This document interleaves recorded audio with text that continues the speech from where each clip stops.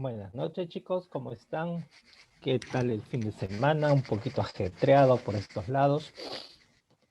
Hoy día vamos a hablar sobre la orfebrería andina, tanto la cultura lambayeque, chimú e inca para finalizar el curso, así como la presentación de sus trabajos. Espero que les haya gustado y que hayamos aprendido de las técnicas ancestrales de estas diferentes sociedades orfebres de nuestros queridos Andes. Como ya vemos, tenemos acá la figura de un tumi que vamos a explicar qué simboliza, cuáles son sus técnicas, qué representa, porque esta pieza pertenece a la cultura lambayeque o sica. ¿No? Vamos a ver un poquito más adelante sobre este señor. Por mi parte, quiero agradecerles por su apoyo, su ayuda. He aprendido muchísimo con ustedes y estoy para servirles. Ahí les dejo mis datos para cualquier información o ayuda que necesiten. Entonces, iniciamos la clase.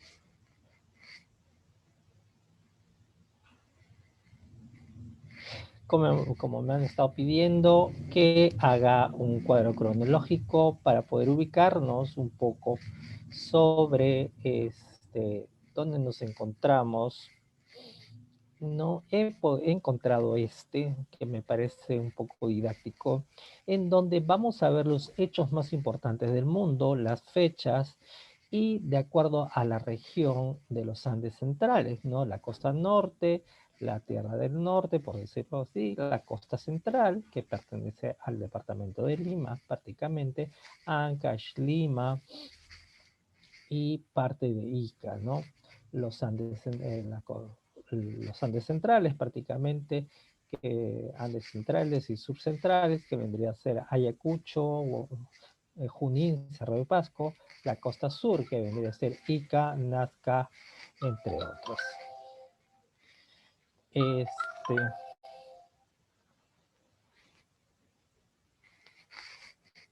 Y tenemos también las tierras altas del sur o lo que vendría a ser el altiplano, que corresponde a los territorios de la meseta del Collao, que está comprendido entre Perú y Bolivia, ¿no? Que vendría a corresponder a lo que es el desarrollo tiahuanaco.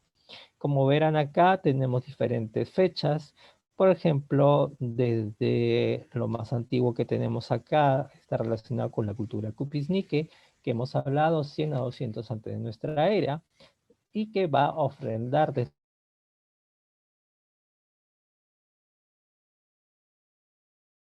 época más o menos el desarrollo o el hecho que marca la historia, es la conquista de Egipto con Alejandro Magno y el oeste de Asia en el 336 a 323 antes de nuestra era.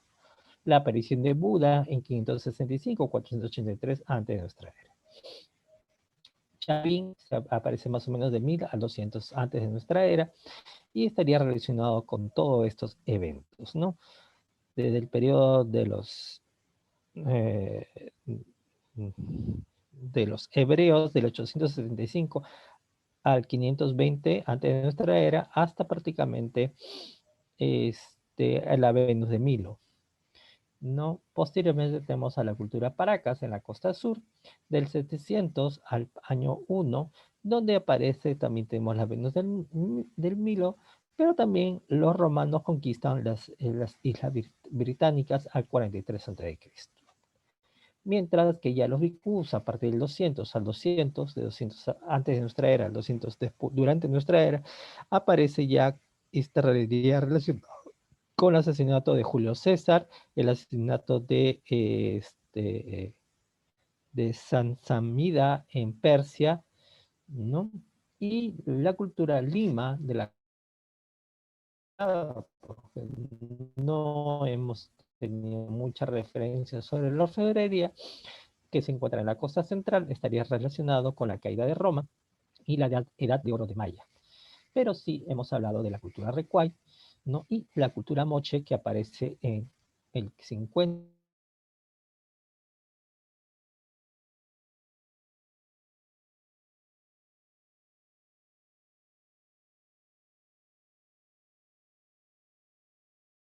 que aparece la Reforma Protestante y aparecen los incas, ¿no? En todos los Andes centrales. Tenemos conexión, ¿me escuchan bien? ¿No me escuchan bien? ¿No? Entonces Sí, voy se a hacer una escucha bien. ya, porque algunos tienen alguna conexión, algún problema. Bueno, cualquier cosa me avisan, sino para hacer un alto y poder hacer. Como verán, aquí he puesto los hechos más importantes del mundo y las zonas donde. Mm.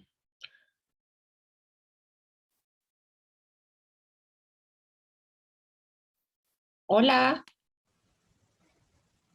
Hola, ¿cómo está? ¿Qué tal, Fran? Hola. Luis, se pega un poco, o sea, creo yo que se pega un poco tu conexión, o no sé si será la mía. No sé qué dice Alejandra y No, Renata. no, también conmigo pasó lo mismo. Sí, se me Sí, corta sí, un poco. también pasó lo mismo. Ok, entonces voy a acercarme un ratito al router para poder tener una mejor comunicación. Un ratito, por favor. Gracias.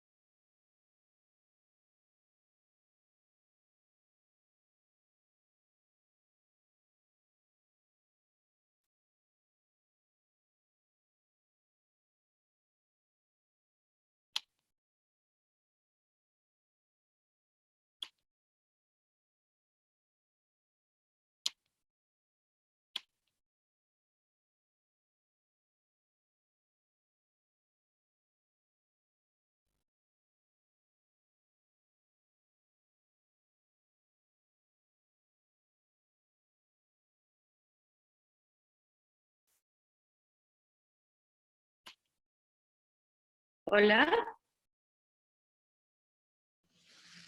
Hola. Ya, pensaba que me había desconectado yo. No.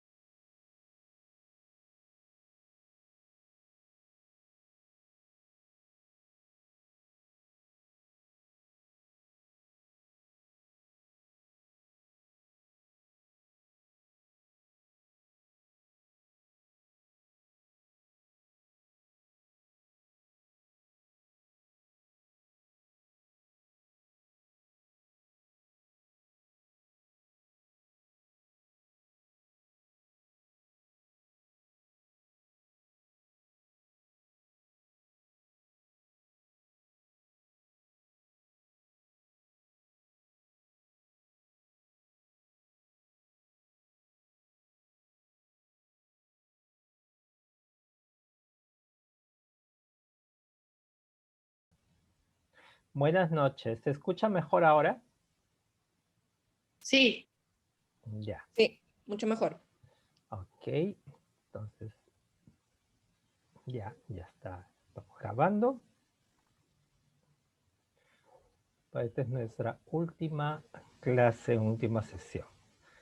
Bueno, como seguíamos hablando, ya les di un cuadro cronológico y este fue el que yo les comentaba la vez pasada, el que estaba haciendo sobre la orfebrería en América, ¿no? Y como se habrán dado cuenta, es como un crucigrama increíble porque hay muchos que se superponen sobre regiones, ya que tenemos desarrollos en los mismos valles o cerca de lugares arqueológicos donde se van a superponer las poblaciones orfebres.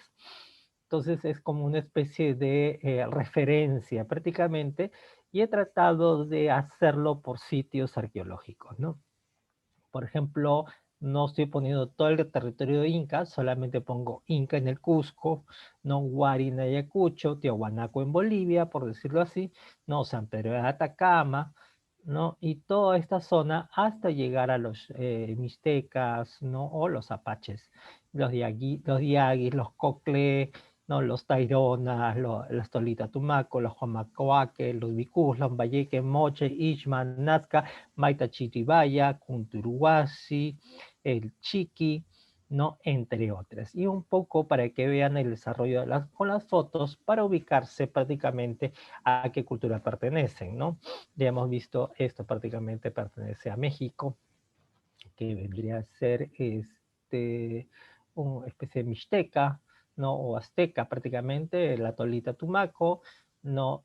Coclé, Coclés, este vendría a ser Colombia, Lambayeque, tenemos Moche, Vicús, noroeste argentino, con estas representaciones, Quimbaya y Cunturhuasi, ¿no? Un poco para que vean el panorama en el desarrollo de nuestros Andes. Se dan cuenta donde tenemos la mayor, donde se desarrolla más la técnica de orfebrería, es en la parte central, norte de los Andes centrales y sur de los Andes septentrionales, ¿no?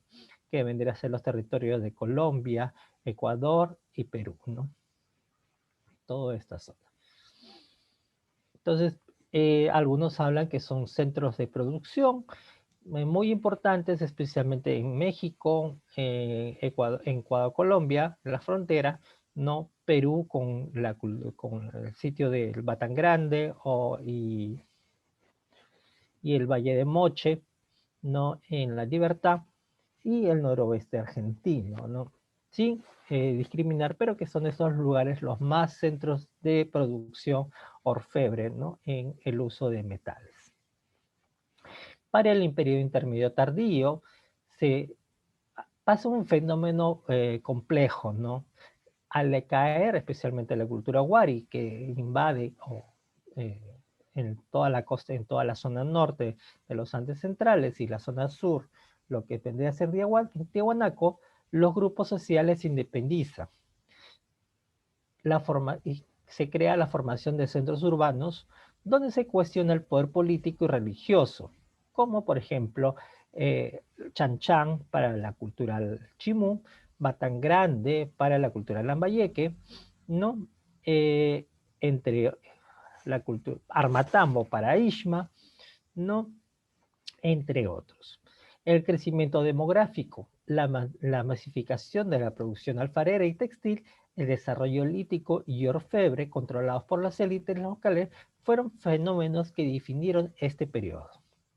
Durante esta etapa se desarrolla en la costa norte las sociedades lambayeque, sicam y chimo, ¿no? Un poco para tener idea de lo que está pasando en este momento en esta parte del mundo.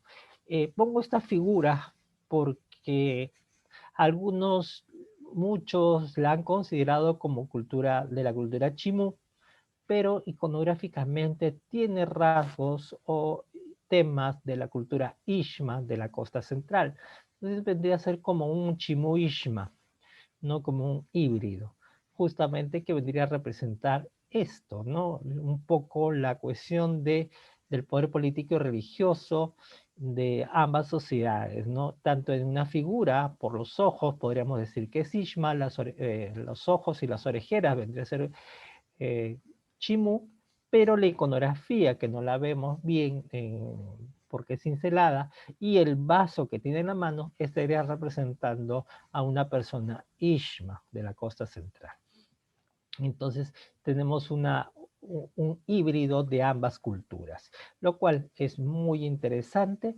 El problema es que esta pieza pertenece a una pieza decomisada o huaqueada de algunos afirman de la costa norte, y que fue adquirida por el Estado peruano en los años 20. Entonces no tenemos asociaciones ni datos de origen, solamente la referencia que provino o fue decomisado al señor, o en este caso comprado por el gobierno del Estado peruano a la colección Larco en los años 20 para reunir más acervos culturales para exhibir en el Gran Museo Nacional de Arqueología, el cual, bueno, en este momento se encuentra cerrado, ¿no? La sociedad lambayeque o SICAN se desarrolla entre los años 750 a 800 durante nuestra era y hasta 1375. Se ubica prácticamente en los valles de la Leche, Lambayeque, Chancay y Reque, en la actual región Lambayeque, y es un estado teocrático cuyo centro principal, político y religioso fue en el bosque de Pomma, justamente en las diferentes huacas o sitios arqueológicos como Batán Grande, donde se encuentra la Huaca La Merced, La Ventana, La Rodilla, El Oro, ¿no? Entre otras. Y a partir después de 1100, cuando empiezan las lluvias, el fenómeno del Niño, la sociedad lambayeque se muda, ¿no? Prácticamente a Tucumé para poder seguir gobernando en un valle totalmente próspero y que se le conoce como el lugar de las pirámides, porque tiene muchísimas pirámides de adobe de grandes tamaños, pero que también ya es invadido o conquistado por la cultura chimú y posteriormente por la cultura inca. Entonces hay que entender eso, que prácticamente se superponen culturas o conviven entre otras, ¿no? Los sitios arqueológicos de Lambayeque, para poder tener en cuenta un poco el territorio que hemos estado hablando, se encuentra en el litoral del Océano Pacífico, ¿no? Es una zona desértica con valles como el río Lambayeque, el río Reque, ¿no? Y que van a tener lugares de agricultura, pero que prácticamente están basados en los ríos, ¿no? Y que se encuentran en la zona norte. Su centro principal, como hemos dicho, está en Batán Grande, ¿no? Batán Grande, Íllimo, Huaca Pintada, y después se van a trasladar a Tucumé, ¿no? Otros sitios arqueológicos muy importantes, Chotuna, Chornacap, Saltur y Ucupe. Estos sitios son importantes porque van a encontrarse diferentes lugares, diferentes manifestaciones urbanísticas de Lambayeque, como también materiales arqueológicos como funerarios, ¿no? Especialmente en Chotuna Chornacap se encuentra la dama o la sacerdotisa de Chotuna Chornacap, que correspondería a un Lambayeque tardío, ¿no? Y que las últimas excavaciones nos están dando muchos datos que estamos recopilando para poder entender mejor la cultura del Lambayeque. Si bien sabemos que en Batán Grande, en Huaca El Oro, han habido excavaciones primeras desde Julio Ceteño en los años 30, pero una de las más importantes ha sido la del doctor Izumi Shimada en el 87, donde descubren el famoso señor del Señor del Oro, donde encuentran una gran cantidad de vasijas y de piezas de metal, ¿no? Pero no encuentran tumis en esa oportunidad o cuchillos ceremoniales, pero sí logran entender un poco y completar lo que son las cadenas operativas de la orfebrería andina, y justamente ellos investigan que en Huaca, en Cerro Blanco, en las minas de Cerro Blanco, Huaca el Pueblo, Y cerca de Batán Grande estaría totalmente la cadena operativa de la transformación de los minerales en objetos, es decir, desde las minas, la extracción, los centros metalúrgicos y los centros orfebres estarían en toda esta zona, ¿no? La cual es interesante porque nos sirve para complementar los estudios antes que no se entendía cuál era el desarrollo. Solamente se hablaba de los objetos como tal, más no de las técnicas ni lo que ellos empleaban o qué medios como hemos visto, ¿no? Los diferentes hornos, las diferentes técnicas de trabajo como la cera perdida, el laminado, las técnicas decorativas como el calado, el embutido, que van a complementar la creación de los objetos, ¿no? Y que van a estar supervisados. Un poco para que vean en la foto de abajo, se encuentra el Batán Grande, en donde tenemos Huaca el Oro, ¿no? Y con este valle prácticamente de algarrobos, que actualmente es una reserva, ¿no? Estas son construcciones de adobe de grandes tamaños y que están deterioradas por el paso del tiempo, ¿no? Y por los fenómenos cíclicos que hemos visto del fenómeno del Niño. Una de las teorías o más importantes datos de esta cultura es la famosa leyenda de Nine Lamp. ¿Quién fue?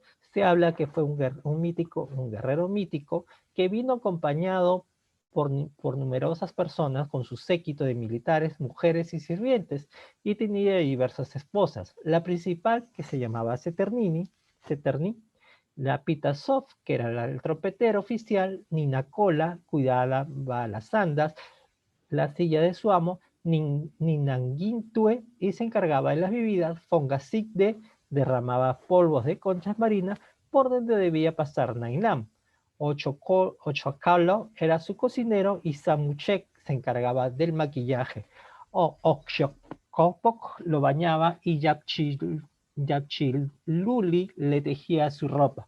Y que ellos vinieron en barcas, en balsas, se creen que en de Totora, y se embarcaron en el río Fakiyanga, hoy día Lambayeque, y que al llegar pusieron su casa en que la llamaron Shot. Se cree que fue en lo que era la Huacashot Tuna, ¿no? En la desembocadura del río Lambayeque.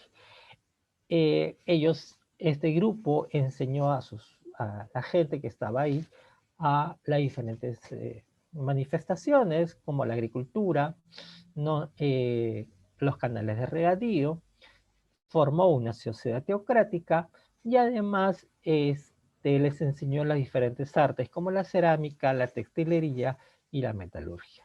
Al morir, este señor y la familia no quería informar de que había fallecido Naila, le crea el mito de que le salieron alas y se fue al cielo.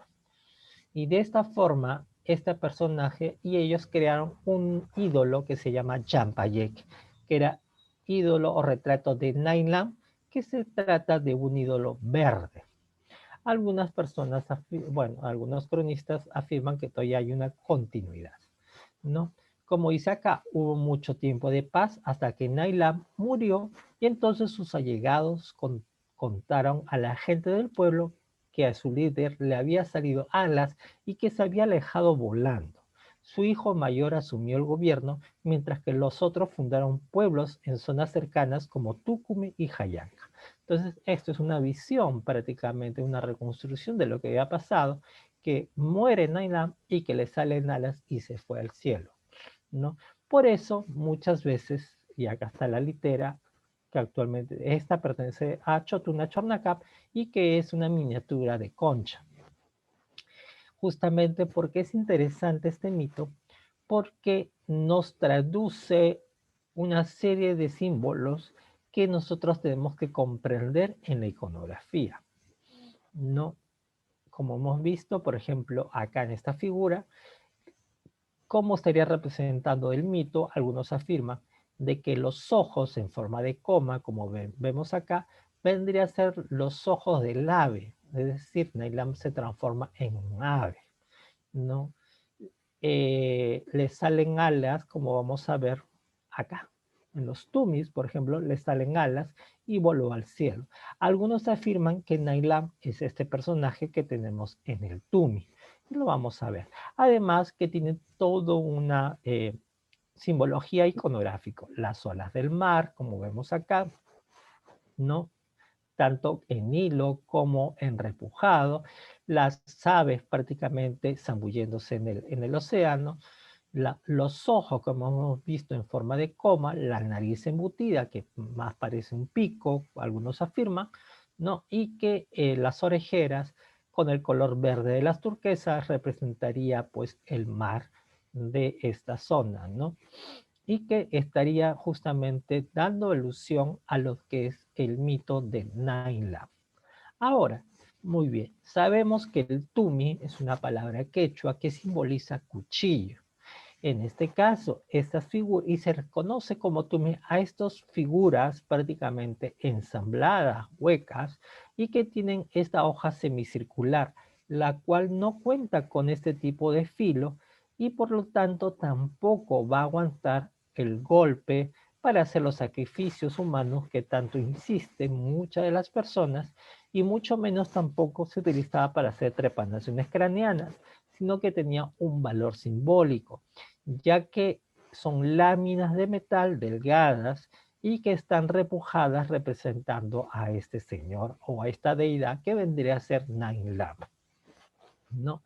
Y que no tienen filo y que además tiene una simbología más importante en cuanto a la religiosidad más que para el sacrificio, porque no tendría un uso, no hemos encontrado huellas de uso en las hojas, en estas piezas. Ahora, los tumis se clasifican así por lo general, ¿no?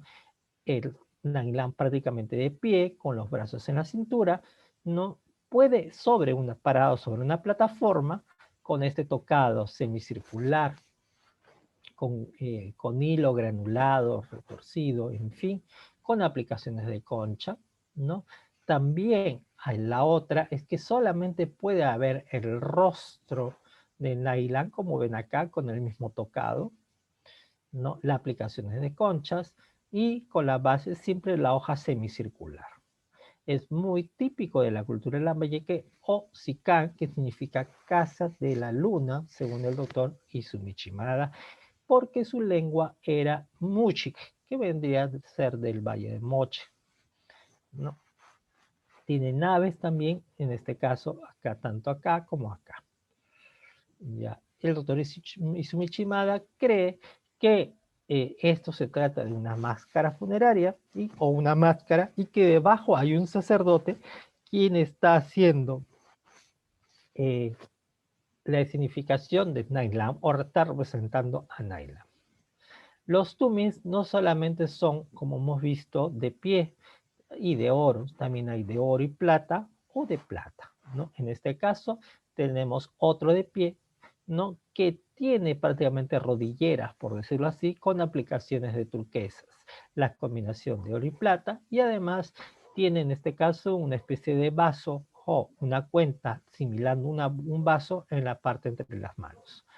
Otro tumim interesante es este que tenemos acá, que se encuentra sentado en cuclillas y en la mano tiene un tumi y una esfera. Hasta ahorita no sabemos qué es lo que tiene, qué es la esfera, ¿no? Y aparece muy repetitivamente desde la cultura moche hasta la cultura chimú, ¿no? Todavía no sabemos de qué se trata, ¿no?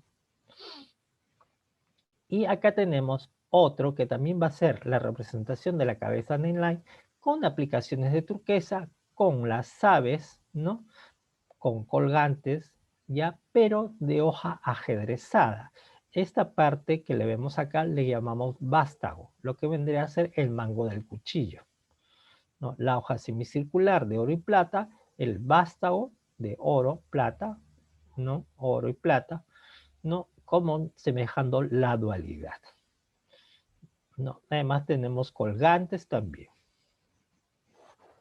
Pero también los que sí eran de uso eran estos tumis, que prácticamente podían ser de cobre, aleaciones de cobre, o de plata. Y estos sí tenían filo en las hojas, ¿no? Y que estos sí pudieron haber sido utilizados para sacrificio, para los sacrificios humanos, de animales,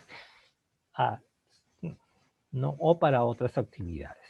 Esos tumis eran elaborados en aleaciones de oro, plata y cobre, y estos tumis de uso presentan la hoja semicircular, como vemos acá, el vástago o el mango, que van a tener diferentes formas, y cada una de formas, según la doctora Paloma Carcedo, va a estar referenciada a una etapa de la cultura lambayeque. En este caso, los mangos rectos van a representar o estarían adjudicadas a lo que es lambayeque temprano, ¿no? Lambayeque medio es un poco trapezoidal, pero no tan abierto, y un lambayeque tardío es totalmente abierto, como lo vemos acá, ¿no?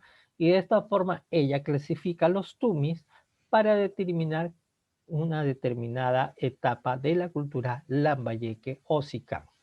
El esplendor de esta cultura es en el sicán medio o lambayeque medio. También esto se va a ver en las máscaras funerarias. Ya hemos dicho por qué son máscaras funerarias, porque son máscaras ciegas y tiene una serie de complementos que van a adornarla o complementar el corpus iconográfico de estos objetos, como es el caso, ya volvemos a repetir y lo van a volver ustedes a identificar, los ojos en forma de coma, pero además van a tener otros elementos en los ojos. A veces van a tener lo que es una base de algarrobo, una resina, ¿no? O una cuenca de oro o una cuenca de plata, y en otras máscaras mucho más complejas van a colgar hasta 7 cuentas de esmeraldas procedentes de la costa ecuatoriana colombiana, ¿no? Además tenemos estos restos de color rojo que vendría a ser el sulfuro de mercurio o el cinabrio, que va a darle ese color característico, ¿no? Y además tenemos también esta zona media verdosa. Esta, según la doctora Paloma Carcedo, la define como la máscara A, ¿no? Y que vendría a ser el sicán temprano. ¿Por qué? Porque no hay diferencia entre la oreja y la orejera, como ven acá. Es hecha de una sola lámina mediante punteado y que no hay una diferencia dramática, y que esta representaría a un sicán temprano y que estaría relacionado con los tumis de mango recto, ¿no? Que no hemos visto. En cambio, las máscaras de sicán medio, que es el esplendor de la cultura lambayeque, van a tener otros atributos, y especialmente ella se basa en la diferenciación entre la oreja y la orejera, como vemos acá. De esta forma yo puedo decir que esta es una máscara estilo B, que pertenece al sicán medio, ¿no? O lambayeque medio, ¿no? Que es el desarrollo y el esplendor.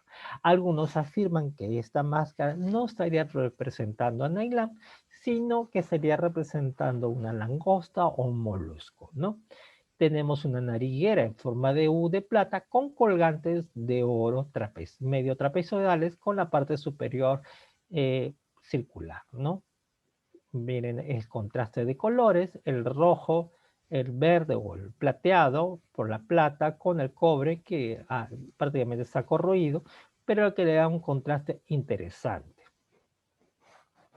No tenemos muchos elementos y se vuelve a repetir también la mayoría o las teorías más acertadas es que representaría el rostro de Nailam, ¿no? Y para el sicán tardío prácticamente tenemos una especie de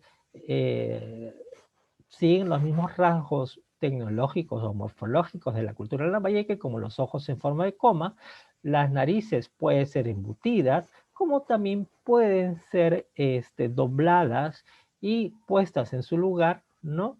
Además también contamos con las mismas narigueras en forma de U, las lentejuelas, los contrastes de color, pero además de la diferencia entre la oreja y la orejera, es la aplicación de este tipo de dragón o animal lunar de donde cuelga este tipo de lentejuelas, tanto en la parte superior como en la parte inferior. Además, si se dan cuenta, como que da una forma trapezoidal a la máscara, ¿no? Como que ya no es tanto, como ven acá, como una especie de rectángulo con un semicírculo en la parte inferior, ¿no? O como acá, que es lo clásico o la básica, prácticamente que es un rectángulo con una semicircular abajo y con sin diferenciación, ¿no? Ya se dan cuenta, la máscara es totalmente más trapezoidal, más abierta. Y de esta forma ustedes podrían definir de que pertenecería a un Sicán tardío o un Lambayeque tardío que correspondería a 1100 a 1375. Es decir, ya con la conquista de la cultura chimú y posteriormente con la cultura ya o la imposición de los estilos incas en la zona. Las aquillas simboliza lo que son los vasos de metal. Aquilla es una palabra quechua que quiere decir vaso de metal. Puede ser una aquilla colqui o una aquilla cori. ¿No? Aquilla colqui es un vaso de plata o una aquilla cori vendría a ser un vaso de oro. Finalmente lo decimos aquilla, a diferencia que últimamente se dice o se afirma que son queros. Y como hemos dicho, los queros simboliza o significan, es una palabra quechua, que significa vaso de madera. En este caso, como ustedes ya les he mandado el trabajo de la doctora Paloma Carcedo, en donde está la clasificación de los diferentes vasos y el estudio que ella hace iconográficamente. Es interesante entenderlo porque este tipo de vasos, los vasos más antiguos, como hemos visto, aparece en el Tiwanaku durante el Horizonte Medio, no en Huari, y que vamos a tener una serie de características propias, ¿no? Especialmente los rostros, por ejemplo, volvemos al rostro, pero lo interesante es que es un vaso que está hecho al revés, por decirlo así. ¿No? Si yo lo quiero tomar, lo estaría tomando al revés. Como que parece que el vaso fuera visto para que uno lo pueda ver. O para que la persona pueda ver como que está bebiendo de un cráneo, ¿no? De cabeza, ¿no? Son los ojos, la nariz, ¿no? Los colmillos, que vendrían a ser unos colmillos medios estilizados. Y las orejeras biolobuladas, que nos recuerdan un poco a la cultura mochi como la yapaeca. En este caso tenemos un vaso acampanado, ¿no? Donde tenemos a una figura totalmente más compleja. Vemos a un personaje central con los pies de costado, como lo hemos visto tanto en los tumis. Voy a retroceder un poquito para que vean. Acá en este caso se encuentra de frontal, ¿no? De frontal. ¿No? Hay otros tumis que sí van a tener de posterior en posición, en esta posición como lo vemos acá, ¿no? Con dos cetros y escudos, más el rostro de la Islam con la orejera, el tocado, ¿no? En forma de H con las plumas estilizadas, que se convierte en un complejo, en un adorno visual de mayores tamaños que nos va a que es parte de las ceremonias Lambayeque. Además que tenemos aves en la parte inferior. En este caso tenemos la aplicación de turquesas o crisocolas en lugares previamente embutidos donde se le va a colocar con resina ese tipo de minerales. O las demás representando el origen, el ajedrezado, como vemos, el diseño ajedrezado y el animal lunar de perfil, como lo hemos visto en diferentes, tanto en los petos como en la ponencia que yo hice hace unos días, hace unas semanas, donde hablé sobre las diferentes técnicas de uniones y las técnicas de decoración, ¿no? También tenemos, para que vean, les compararon acá los dos vasos. Este pertenece a Huacala, el oro, ¿no? Que aparece con un tumi de oro y que aparece el mismo dios de Nailam con estos pies, igual que acá, ¿no? Los brazos en el pecho. Y este vaso está relacionado con el tumi, con este tumi que encontramos acá de oro y plata y con este tumi. Y otro que fue ya fundido en un robo en el 81. ¿No? Pertenece al mismo contexto funerario y pertenece al agua que la ventana en el cementerio sur y que estaría relacionado con los petos que hemos estudiado anteriormente. Entonces se dan cuenta que la iconografía se va a repetir y que vamos a tener el mismo diseño o la misma impronta. Además, la forma de cubilete, por decirlo así, o de vaso campaniforme con bordes expandidos, se va a repetir en los diferentes tipos de vasos. Acá vemos un muy parecido diseño, pero con aplicaciones de turquesas para poder darle énfasis al diseño, diseños escalonados, geométricos de olas, ¿no? Y asimismo también las varas, ¿no? Y el personaje totalmente hierático, por decirlo así, ¿no? Ya en las separatas que les he mandado sobre la autora que habla, Paloma Carcedo, sobre los vasos, están las diferentes características de los vasos y los diferentes estudios que ella hace iconográficamente sobre cada uno, ¿no? Además, también otra de las técnicas más utilizadas o otra de las vasijas mucho más empleadas por la cultura de Lambayeque es que ellos hacen este tipo de vasija en cerámica que es conocido como doble pico y asa puente y las representan tanto con una base pedestal que va a ser representado también en oro y en plata, ¿no? O a veces la vasija totalmente cubierta con estas piezas de metal, ¿no? Y que vendría, algunos investigadores reafirman que vendría a ser la historia del origen de Nailam, ¿no? Es decir, los acompañantes, cada uno de los acompañantes que vienen, el señor principal viniendo con la balsa, ¿no? Y con los nadadores a los costados, el fenómeno el animal lunar o la serpiente bicéfala, que después lo hemos visto tanto en la cultura moche, ¿no? Que vendría a estar relacionado con el asa comunicante. Y este tipo de escalonado representaría las estructuras, ¿no? Otra de las cosas interesantes es que este señor que vemos acá ya no tiene el tocado semicircular, sino tiene un tocado como especie de cerritos que representaría la visión prácticamente del gorro de 4 puntas que es impuesto por la cultura tiahuanaco o la cultura wari, ¿no? En sus territorios. Como ven, tenemos mucha información. El problema es que estas vasijas las asociamos estilísticamente, pero no por su contexto, porque hasta el momento no tenemos piezas de este tipo de vasijas o de botellas asociadas a contextos funerarios. Tenemos muchísimas más piezas como orejeras, narigueras, tempetas o besotes, collares, pectorales de la cultura lambayeque. Pero en este caso yo quiero hablar un poquito, que también es importantísimo, la dama de Chotuna, Chornacar, que fue descubierta en el 2011 en la Huaca Chotuna, en el poblado de San José, en la región de Lambayeque, donde descubren la tumba de un personaje femenino que tendría una edad más o menos de 35 o 45 años. Su ajuar funerario consta más de 300 objetos de oro, plata, cobre y cerámica. Entre el ajuar más representativos que ella tiene es este cetro poder, que lo vamos a ver, este vaso de oro y plata, que se dan cuenta es mucho más diferente que lo que hemos estado viendo para la cultura de Lambayeque, no un collar de concha, tanto de espóndilos como el de abajo, como de concha de nácar en la parte superior de concha, no orejeras y coronas, ¿no? Y que estarían relacionados, y cuentas de oro, estarían relacionados no solamente con funciones religiosas o de poder de la dama, sino que también estaría representado también con la textilería.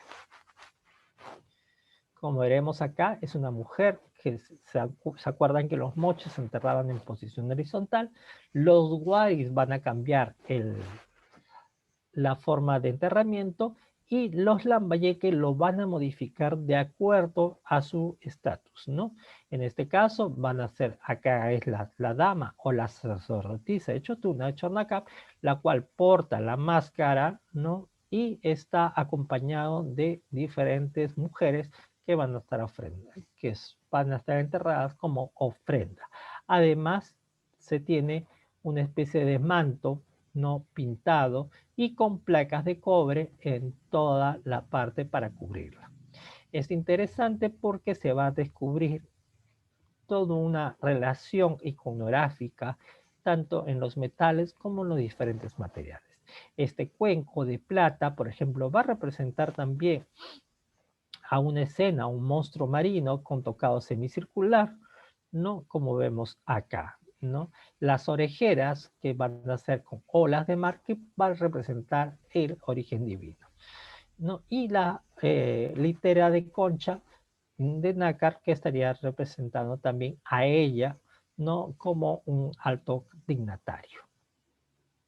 Es así que entre sus ofrendas tenemos el cetro, que va a ser ella misma, la representación ella misma, representando a Nailam con aplicaciones, como veremos acá, de la serpiente bicéfala, porque tiene dos cabecitas o animal lunar, con colgantes, la misma posición que hemos visto en diferentes vasos, ¿no? Y acá, pero con unos ojos naturalistas. Esto vendría a ser la estructura funeraria o la estructura arquitectónica que se encuentra en diferentes regiones de Lambayeque, y esta es la máscara. Como veremos acá, esta máscara es mucho más compleja de la cultura Lambayeque medio y estaremos hablando de un Lambayeque tardío. En este caso fueron hasta 3 cuentas de diferentes materiales de resina, ¿no? Y que es una aleación de plata con cobre y que está totalmente deformada, aplastada, parece que es parte del ritual funerario. Y este vendría a ser prácticamente, como vemos acá, las estructuras arquitectónicas, y además, si ustedes pueden ver, un semicírculo que algunos afirman que es la luna y que es una mujer la que está acá representado con un telar, que vendría a ser la misma mujer que haría las actividades domésticas o en este caso de textilería, más las actividades de su rango como poder político y religioso de la zona de Chotuna, Chornacap, en la zona de San José, en Lambayeque. Entonces, como veremos, se está reafirmando el poder socioeconómico y político de las mujeres en las culturas andinas, ¿no?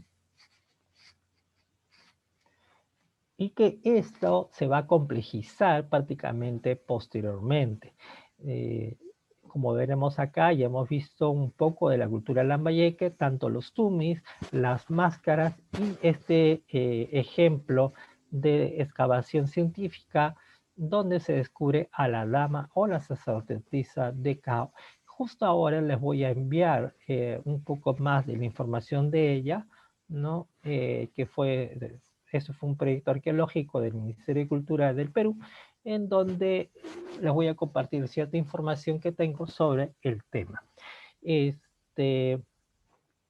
Como verán, se está ya dando un gran poder a las mujeres en nuestro antiguo Perú y en las sociedades andinas, ¿no?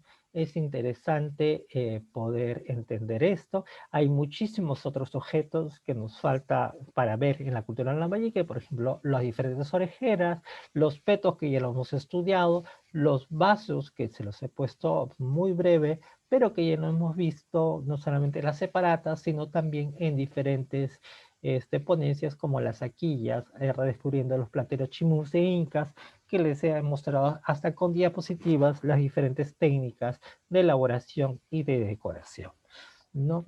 Entonces, ahora voy a un poco hacer también un pequeño resumen de la cultura chimú, ¿no? La sociedad chimú se desarrolla entre los años 1000 y 1400 durante nuestra era, y su centro principal es Chanchan. Como hemos dicho, este periodo se caracteriza por centros importantísimos políticos religiosos donde van a ser un centralismo.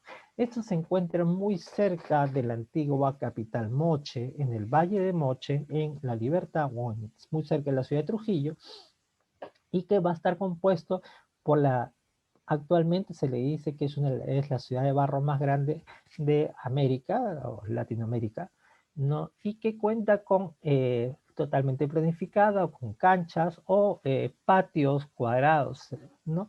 Donde se realizan una serie de ceremonias.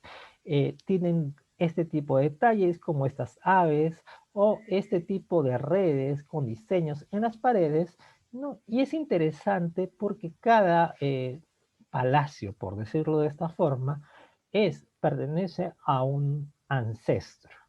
Es decir, parece que los incas toman esta imagen o esta forma de los ancestros de la sociedad Chimú y lo imponen en el imperio del Tahuantinsuyo. ¿Qué hace?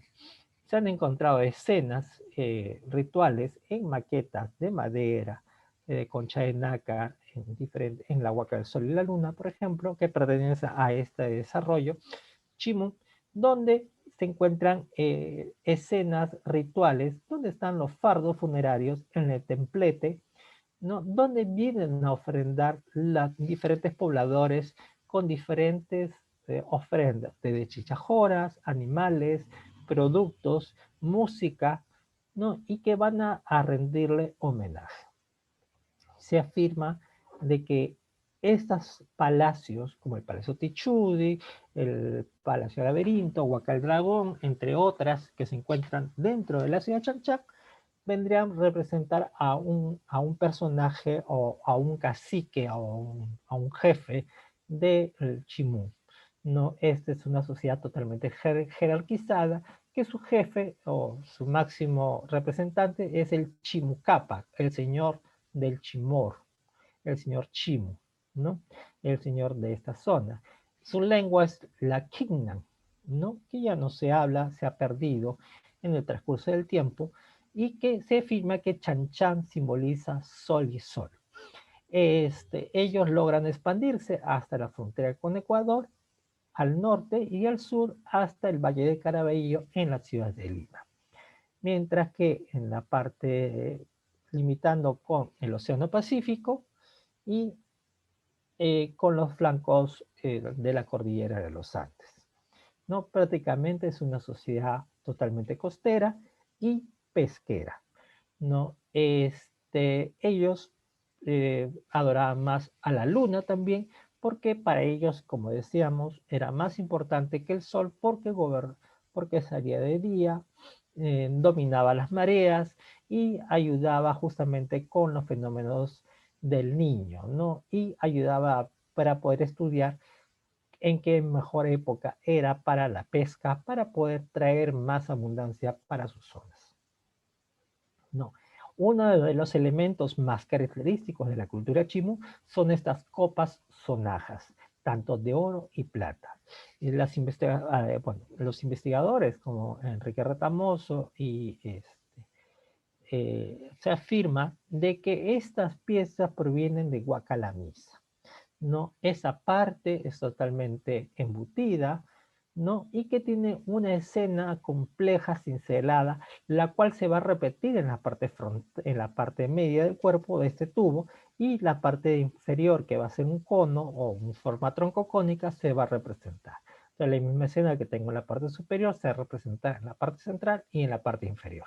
Simplemente que las técnicas varían, mientras que acá y acá va a ser cincelado, en la parte central va a ser repujado y calado, ¿no? Y todo esto estaría relacionado con escenas de la vida marina o relacionado con temas marinos. Es igual que esta pieza. En otros casos van a tener colgantes o el diseño desatinado, que son líneas entrecruzadas dejando espacios lisos. ¿Y por qué se les dice copas sonajas? Porque muchas de ellas en la parte interior tenían un percutor. Entonces, a la hora que tú hacías el brindis, no sonaba, producía un sonido y lo bajabas, ¿no? Entonces creaba, con el choque del percutor dentro, producía un sonido que era parte del ritual, del misticismo, de la cultura chimú. Los chimú se desarrollaron mucho, utilizaron oro, plata y cobre, pero destacaron más en el uso de la plata. Ya hemos visto los discos de plata con diseños repujados también, pero una de las cosas más características de ellos, aparte de las copas sonajas que les he mostrado, es este tipo de miniaturas que aparecen en en estas cajas totalmente ensambladas y con este tipo de vajillas, ¿no? También hay representaciones de cortejos fúnebres, ¿no? En donde vamos a ver a todo el personaje en la litera con sus acompañantes, con sus vasijas, mostrando la ritualidad del ancestro, ¿no? Cómo los llevaban para enterrar, ¿no? Y qué elementos tenía en vida, ¿no? También combinaban no solamente los metales, también lo combinaban con las plumas en forma ajedrezada, ¿no? Es interesante este cambio porque es diferente, porque ellos prácticamente combinan ya, no solamente utilizan los colores rojos como el cinabrio o la plata sobre el oro, sino también otros elementos orgánicos sobre piezas de metal, ¿no? Lo que les interesa más es una expresión del colorido y que se va a representar no solamente en la orfebrería, sino también en la textilería. Los chimús, como decíamos, conocieron y desarrollaron diferentes técnicas de orfebrería: la fundición, el vaciado, la cera perdida, el martillado, el plateado, el dorado y la soldadura. De los talleres chimú salían una gran variedad de objetos metalúrgicos destinados para fines ceremoniales, santuarios y utilitarios. Destacan, como hemos visto, los vasos, los pectorales, los collares y objetos en miniaturas. En este caso también tenemos tupus o alfileres, que va a ser en forma de técnica de la cera perdida, pero además es interesante porque, a comparación de los lambayeque, vamos a tener también mucho de la escena marina, pero más que nada relacionado con la plata. El animal lunar con un tocado semicircular, por ejemplo, un personaje, prácticamente un prisionero totalmente desnudo, flanqueado por estos dos animales lunares, y en la parte superior va a colgar una cabeza trofea, ¿no? U orejeras, donde vemos un rostro más naturalista, ya no vemos ese ojo en forma de coma, y vemos ojos naturalistas con orejeras y sobre templete, y asociado con unas aves mucho más naturalistas que la cultura lambayeque, ¿no? A pesar de que los chimús conquistaron los lambayeque, también van a crearse una fusión o un mestizaje de ambas, pero con su impronta local, ¿no? En cambio, los incas van a gobernar durante 1470 a 1532, se van a extender desde la frontera, algunos afirman desde Pasto en Colombia hasta el río Maule en Chile, todo lo que vendría a ser Bolivia, noroeste argentino, y que el límite vendría a ser la región amazónica, lo cual no se sabe hasta ciencia cierta porque hay evidencias, actualmente se está redescribiendo, ¿no? Porque las crónicas eran una visión europea de lo que hacían los incas, y muchas veces no entendían, y simplemente a veces las crónicas eran usadas para justificar justamente ante la corona española la conquista de nuestros pueblos. Entonces hay que tomarlo con pinzas y contrastar con la evidencia arqueológica. Es así que los incas lo que más desarrollan es el uso de aleaciones de cobre, especialmente los bronces, y lo expanden por todo su territorio. Ellos dominan a diferentes sociedades como los chimú, los chachapoyas, eh, entre otras, ¿no? Y mueven gente de un lugar a otro. Es así que, por ejemplo, a los orfebres Chimú, Ishma, Chincha fueron llevadas al Cusco para el servicio de los incas, y se afirman de que ellos fueron los que adornaron, ornamentaron el Coricancha o el Templo del Sol, que hoy es la iglesia de Santo Domingo en la ciudad del Cusco, y creó todo ese jardín de oro que está descrito por el Inca Garcilaso de la Vieja. Ahora, muy bien, si hablamos de esta pieza, se trata de dos cóndores en una plataforma y que la base es tubular. Esto es interesante porque esta pieza también se le llama tumi, pero a diferencia de los tumis lambayeque o de los tumis moche, esta tiene una hoja de forma lanceolada. Se dan cuenta, como una lanza, ¿no? y esta tiene un filo, es de mayor dureza. Con esto yo puedo hacer una serie de trabajos porque va a tener la resistencia y la fuerza, la resistencia especialmente y la dureza necesaria para realizar este tipo de trabajos. Emplearán el oro, la plata y las selecciones de cobre, ¿no? Especialmente para diferentes técnicas, ¿no? Por ejemplo, el bronce lo utilizaron para elaborar este tipo de maíces que eran conopas, ofrendas, ¿no? O este tipo de figuras que después lo vamos a ver en capacochas, vestidos, ¿no? Pero esta figurita es muy interesante porque se está hablando de un inca, pero un inca de la costa central, ya que porta un vaso, ¿no? Como lo hemos visto en un vaso narigón que pertenece a la costa central del periodo intermedio tardío, que pertenece a la cultura Ishma. Y este tipo de llama, por decirlo así, en un camélido, que es de oro totalmente ensamblado, hecho en láminas de oro y que van a ser unidas y que es parte también de las capacochas o de los sacrificios de los niños en las zonas altas. También se han encontrado este tipo de objetos en ofrendas o en entierros en lugares sagrados como los apus o cerros o templos o para cerrar algunos tipos de puertas o ingresos a ciertos templos. Los incas no eliminaron todo lo que es la religiosidad antigua, andina antigua, sino que al contrario, por ejemplo, en la costa central tenemos el mito de Pachacamac, o el dios de Pachacamac, que era el dios de los temblores, el hacedor del mundo, el creador del mundo. Y se seguía venerando a Pachacamac durante el horizonte tardío o la época de los incas, pero los incas construyeron su templo, el Templo del Sol, en una zona mucho más alta, mucho más elevada, para crear justamente ese aspecto visual de la imposición, ¿no? Se seguía venerando a los antiguos dioses, pero también se exigía un pago a los dioses de los incas, como Huiracocha, ¿no? O al Inti, a Quilla, a la Pachamama, entre otros.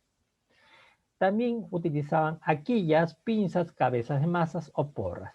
Las aquillas van a ser este tipo de vasos, es característico de la cultura inca, a comparación de los diferentes vasos que hemos visto en San Pedro Atacama, que son retratos, o con un rodete plano en la parte media del cuerpo, o la cultura lambayeque, que va a ser simplemente con rostros, ¿no? Y que va a tener repujado y aplicaciones de concha, o en el caso de la cultura Ishma, por el intermedio tardío, van a ser narigones, vamos a tener este tipo de vasos, ¿no? Que son totalmente, prácticamente lisos, pero con este reborde que tenemos acá. En este caso tenemos felinos.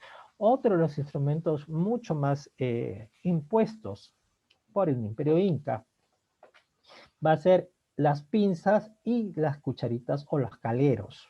Los caleros o las paletas de caleros eran utilizados para los fines rituales, especialmente para el uso de alucinógenos, especialmente para poder aplicar la cal en el bolo de la coca. Cuando tú masticas la coca se forma un bolo y con la cal podías activar justamente las sustancias y poder tener mayor fuerza, mayor resistencia para justamente las actividades del campo, ¿no? Y las pinzas, hay crónicas que afirman de que estas pinzas se utilizaban justamente cuando uno estaba en el campo y tenía que ofrendar a los cerros, porque para ellos todo lo que era el valle o la parte de los Andes estaba sacralizada, ¿no? La Pachamama, como era la madre tierra, tenía zonas que tú no podías caminar, si es que tú no pedías permiso. Por eso, por ejemplo, en algunas zonas que nosotros caminamos, vamos a encontrar apachetas. Las apachetas son la conglomeración de un grupo de piedras unas sobre otras, como pidiendo permiso, pidiendo protección al cerro para evitar derrumbes. Bueno, a lo que voy es que las pinzas se afirman de que cuando tú no tenías nada que ofrendar, tenías que poder ir a sacarte algunas hasta las cejas para ofrendarle a los dioses. Y las pinzas te podían ayudar justamente a depilarte, ofrendar esos pelos para los dioses, ¿no? Esta cabeza de masa o de porra vendría a ser de aleaciones de bronce que van a ser sólidas y en forma de estrellas. También van a encontrarlas en piedra y que van a ser armas contundentes contra los combatientes, ¿no? Y que se utilizan para fines rituales. Hasta el momento, bueno, después de ya la conquista española, sí tenemos referencia de que se utiliza este tipo de herramientas para lucha contra los españoles, ¿no? Pero antes era como una especie de combates rituales, ¿no? Y se respetaba mucho la vida humana, porque para ellos, más que el oro, la plata, como objetos de lucro o para demostrar la cantidad de lo que tenía, sino que para ellos la cantidad de mano de obra que uno manejaba era su riqueza prioritaria. Entonces, también tenemos este tipo de aquillas bifrontes en donde, para que vea, no, que es muy, la diferencia que es la cultura inca tiene este tipo de dos rostros bicéfalos que tiene con un tocado en la parte superior. ¿Se dan cuenta? La nariz embutida, la boca y los ojos repujados, con un tocado totalmente con embutido, ¿no? Para que vean los dos rostros del personaje. Y además tenemos unas paredes mucho más gruesas y con este labio, por ejemplo, ¿se acuerdan que esta es al exterior? En este caso tenemos hacia el interior, ¿no? Y otra de las características es que también tenemos este tipo de coronas, ¿no? Que van a ser sencillas y que van a ser heredadas tanto de las culturas Chimú, la cultura Ishma, y que van a imponer sus diseños, ¿no? Acuérdense, este tipo de textura me recuerda mucho a la cultura Maita Chiribaya, pero con diseños ya incas. Entonces hay una superposición de mano de obra local. Hasta acá, muchísimas gracias. Y bueno, espero sus comentarios y espero sus trabajos para poder compartir con ustedes y seguimos con la clase.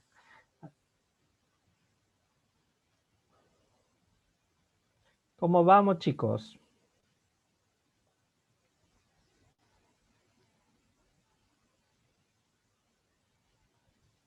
Hola, ¿Cómo estás, Alejandra? ¿Qué tal? bien, gracias.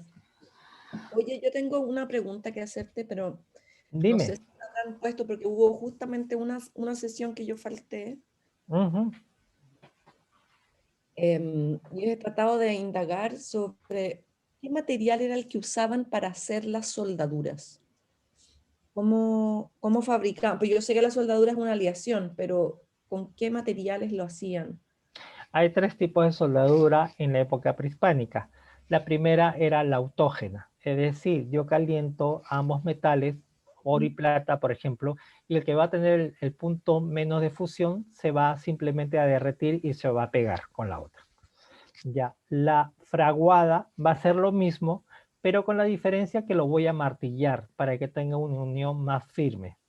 ¿Ya? Y la soldadura soldante, que es la que tú me hablas, la que tiene una liga o una aleación. Por lo general son aleaciones ternarias que tiene que ver por el color y tiene que tener el punto de fusión mucho más bajo que la pieza original.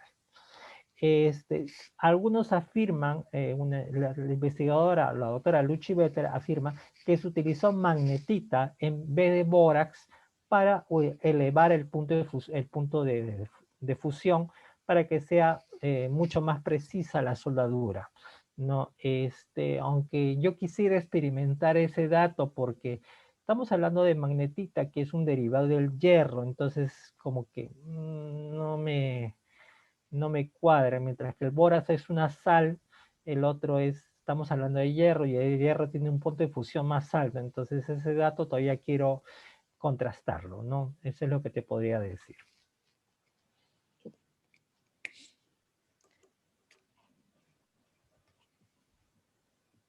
Em, Bueno, dime, ¿Quieres cuéntame. que presentemos Sí, me gustaría. Yo si quieren, Nora. Yo Puedes cogí, compartirlo. dale, tengo la pantalla, ¿no? Sí, Sí. ya, espera. Tengo que buscar mi presentación. Nosotros estamos así en final de infarto. Esperando, esperando, esperando.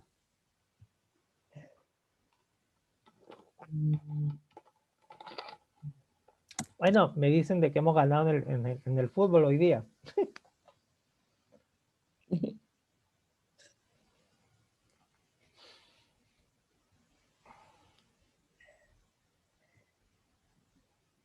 Bien, yo escogí un objeto. La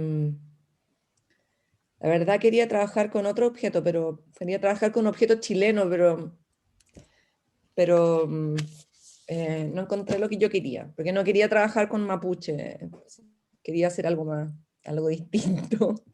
Y bueno, y me encontré con esta pieza. Voy a presentarlo. Y me gustó porque, bueno, no sabía que hoy día íbamos a profundizar en la cultura chimú, así que fue visionario, digamos, pero me interesó esta pieza y me gustó, la busqué en el museo, está en el Museo Larco, pero ahí la encontré, digamos, ¿no? Y me interesó porque es un conjunto en realidad, es toda una indumentaria que está formada por una pequeña corona con un penacho, que es lo que simboliza, estudiando un poco de lo que simboliza, o sea, lo que está retratado ahí, en realidad eso representan plumas. Plumas de las aves, digamos, tradicionales como que habían en esa zona, en las zonas marinas, ¿no? Y hay allí, bueno, hay un detalle, tengo ahí un detalle,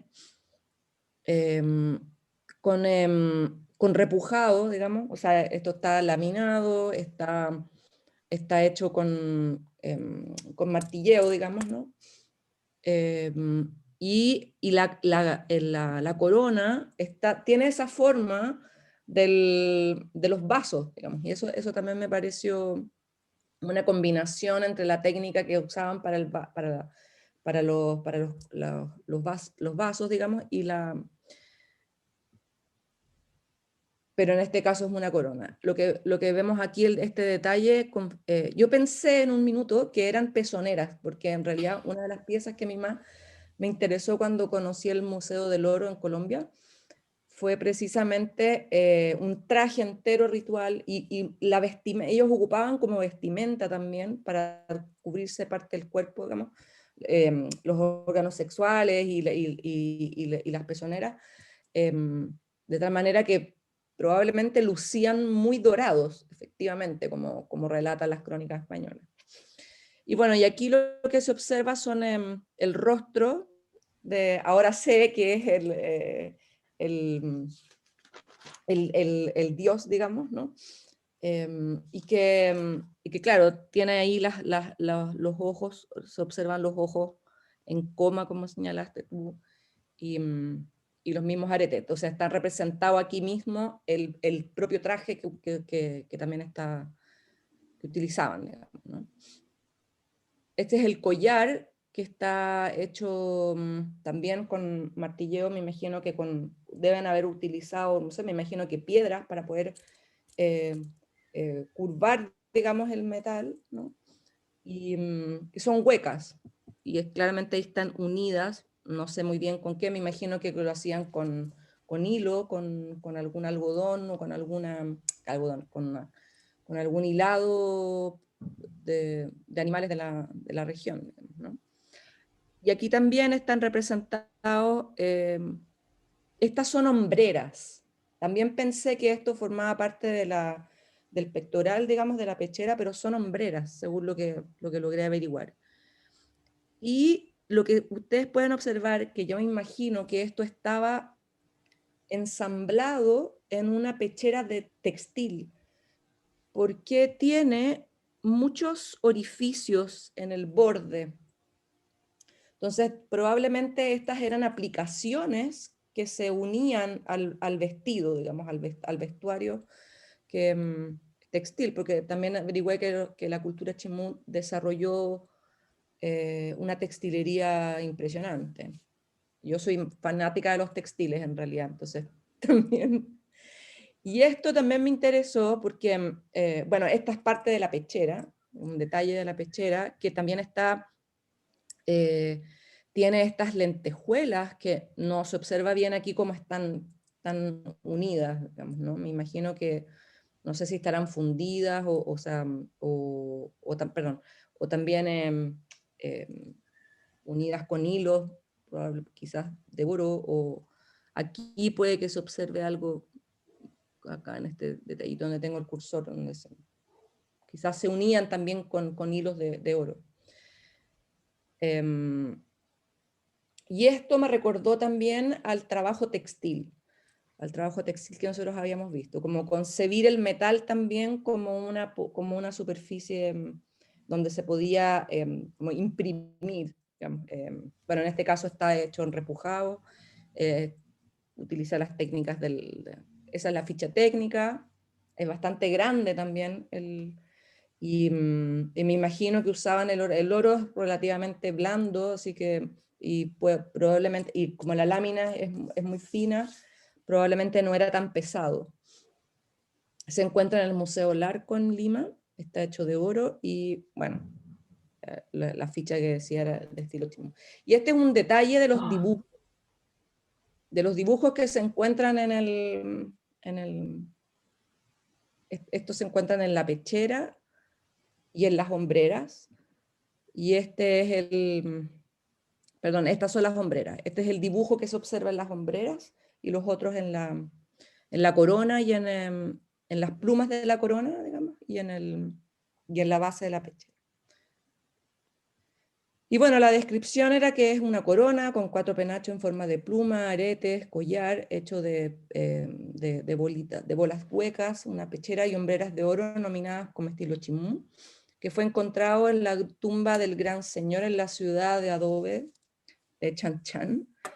Representa la relación divina con el dios Sol, y cada elemento iconográfico establece precisamente esa relación. En la corona hay representadas plumas de aves, que son los animales más próximos a la divinidad en esa cultura, y seres que exhiben cabezas decapitadas, sobre todo en la corona principalmente. Mientras que también hay algunos felinos cuyas representaciones normalmente aludían a la relación entre la tierra y el cielo, digamos, ¿no? Y hay algunas interpretaciones que sitúan a las aves como unas representaciones también de los vuelos chamánicos, que me imagino que tienen que ver también con el rol del personaje. Y las técnicas que yo logré, digamos, visualizar ahí fueron, bueno, el laminado, ahí faltó el cortar, digamos, ¿no? El cortado, el laminado, el repujado, el martilleo, el forjado también, y el forjado en relación a las bolitas, ¿no? Y esa técnica se llama embutido. Embutido, eso. Y puse la soldadura porque me imagino que algunas piezas están soldadas, pero no sabía muy bien si eso era. Sí, tiene soldadura. Y estas son algunas referencias iconográficas que también están dentro de los textiles chimú. Me imagino que esta es como la corona y esas son las plumas. No sé si, bueno, hay algunos aretes, ¿no? Y no sé si esa que se observa en varias representaciones corresponderán también al brillo que se producía aquí cuando se ponían las hombreras. No lo sé, pero me imaginé. Y esa es otra que se encuentra en el Museo de Arte de Lima, y el otro se encontraban en el museo, perdón, y este, que también es un objeto chimú donde se puede observar la representación ahí, o las relaciones iconográficas entre las aves. Esa pieza es una nariguera. Es una nariguera. Uh-huh. Tiene atrás un alambre que va acá, y esto va a quedar acá. Y con el movimiento Pena que hacer no el mismo aparecen las partes, los reveses muchas veces de las piezas. Es que justamente no se pone al revés, porque si no, los orfebres facilito lo copian. Bueno. Bueno, eso es. Sí, genial. Tu presentación es una pieza, es un atuendo de la cultura chimú de oro, aleación de oro con plata natural, ¿no? Los penachos, son 4 penachos, que te das cuenta tiene ese personaje en forma de perfil con una bola en la mano, que no sabemos qué es lo que tiene, ¿no? Porque ya viene desde la cultura moche, hasta algunos creen que es un espóndilo que se ha partido, otros creen muchas cosas, pero hasta el momento no tenemos una referencia exacta de lo que es. No se llama pechera, le decimos pectoral, ¿no? Porque va acá, esto vendría a ser las sombreras, y sí hay a partir desde la cultura vicus, frías, es una pieza, es una de las piezas estrellas del Museo Larco, pobre porque para viajando a todos lados, y tiene, bueno, no la puedes ver, pero en realidad tiene una soldadura en la parte de la corona. Además, también para sostener esos 4 penachos tiene una unión mecánica por traslape, es decir, están unidas así, ¿no? O sea, Ajá. tú la puedes sacar, pero la Ah, parte de acá está soldada a la base. La parte de las plumas de abajo sí está unida por costura, ¿no? La parte del collar que es embutida y soldada en cada media esfera está con una perforación para atravesar un hilo. Puede, como tú dices, puede haber sido una fibra de algodón, una fibra de camélido, o también puede haber sido un hilo de oro o de plata. No lo sabemos, porque a tantas manos ha pasado esa pieza. Por lo que se sabe, viene del norte, pertenece a la colección desde el Arco, el cual tenía una hacienda en Chiclín, y que justamente él recupera todas estas piezas o estos ajuares funerarios. Sí, es una de las piezas más bonitas que se tiene en el Museo Larco, ¿no? Y su técnica es increíble. No, te agradezco por esa pieza, es muy bonita, me faltó justamente, no la quise poner, dije, alguien la debe poner. La otra que tú has puesto es una nariguera, y sí, justamente lo que estaba estudiando un poco, ¿no? Las narigueras prácticamente es una tradición de la costa, más no de la zona altoandina, ¿no? Porque tenemos nariguera, la tolita, vicús, moches, chimú, lambayeque, Tiahuanaco no tenemos, Guari tampoco. No. Ishma, creo que he encontrado una. Imagínate, nosotros hablamos de los orejones de la cultura inca, pero no he visto una orejera inca. Inca, no he visto. He visto chimu inca, que es como las que hemos mostrado, ¿no? Pero con la forma de honguito, ¿no? O sea, la forma convexa. Y lo puedes encontrar en el Museo de Arte Chile, Museo Precolombino, Museo Chileno de Arte Precolombino. Hubo una exposición sobre los incas en Chile, y justo mostraron esas orejeras, ¿no? Y hay un catálogo que está en línea, donde puedes tener mucho más referencias, ¿no?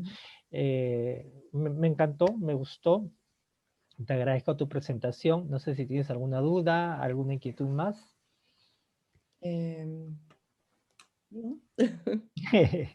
No. No, agradecerte todo lo que nos No, has dado. al Todo tu- contrario, al contrario. No, a ver, Fran, Renata, ¿quién sigue? ¿Cuál de las dos se va a presentar? Muchas Si gracias, quieren, Alejandro. ¿sigo yo? Dime. Sí, Fran, sigue, por Sí, favor. ya. Sí. Yo no me manejo mucho en esto porque trabajo en terreno, entonces no me ha tocado esta experiencia de presentaciones y cosas así en este sistema. Tengo que poner compartir pantalla, ¿cierto? Sí. A ver. Donde dice Share Screen, el verdecito, Ahí. abajo. Abajo de la pantalla. Oh, se me fue se me fue donde estamos, aquí. Y acá. Ah, mira. Ujú. Ahí Ahí sí. estás. Ya estás. Ya, Ya. súper. Ponlo, como es una diapositiva, ya está. Ahí está, Ahí mejor. sí. Sí, Ya. genial. Bueno, primero agradecerte a ti y a las compañeras, bueno, Alejandra y Renata, como que estuvimos ahí más en la conexión en línea. Para mí ha sido una experiencia pedagógica súper enriquecedora al adentrarme como a este universo de los metales, en realidad, del trabajo metal prehispánico, y es un mundo como maravilloso, encuentro, como que siempre que uno se enfrenta a un textil, a una cerámica, a un metal de tanto tiempo atrás y de tanta como fineza en su elaboración, me parece así magnífico, un grado de especialización que uno como que trata de imaginarse con las herramientas que tenían, que en realidad es maravilloso. A mí me fascina. Sí, es Y increíble. sí, yo seleccioné esta pieza que está aquí, que es complejo como para una descripción muy específica, porque no hay mucha información de ella. Y es una figura que a mí me encanta y que tiene como una significancia bien particular para mí, como para mi familia en realidad. Esta se llama figura antropomorfa de Watacondo. Eh, yo ahí le saqué la parte de cultura, le puse aldea de Watacondo, porque no hay como una cultura, un desarrollo cultural como tal asociado a esta pieza. Lo que sí hay una referencia de Watakunchu como, que quiere decir donde el cóndor tiene su nido en quechua. Actualmente en ese lugar hay una comunidad indígena, es un poblado, que hemos estado hablando de estas referencias como del nombre que ha ido como permaneciendo, y hay una comunidad indígena que se reivindica como quechua, y me parece también súper interesante por la territorialidad de ellos. La época pertenece al periodo formativo del 1500 a.C. al 500 después. Y bueno, lugar de procedencia es este sitio de Watacondo, que también hablar un poquito no solamente del lugar de procedencia, sino del contexto de su hallazgo. El, el contexto de su hallazgo es los años 60, producto de algunos viajes que se hicieron como una cuestión más bien recreativa, de algunos ingenieros que trabajaban en una minera, ahí en Chuquicamata, pero cuando eso era como Chile Exploration Company. Y ellos hacían vuelos para temas como geológicos, y en uno de esos vuelos se dieron cuenta de este sitio. Y después uno de estos ingenieros que tenía como una cercanía con el tema etnográfico y arqueológico decidió hacer una expedición por la suya, digamos. Y ahí vieron, bueno, ahí está una referencia, ahí se ve Iquique, más acá arriba está Arica, y Watacondo está aquí. Y lo que se ve de arriba es este patrón arquitectónico. Decir que este patrón arquitectónico está aglomerado e incorpora más de 100 recintos circulares, y se puede apreciar que aquí están los recintos circulares, y aquí hay una especie de plaza comunitaria, y aquí al centro hay como un monolito. El lugar fue construido en barro principalmente, que también se mezcla con piedras andesita y basalto. Sin embargo, las investigaciones dicen que en Watacondo no hay una claridad respecto a una desigualdad entre las personas significativas.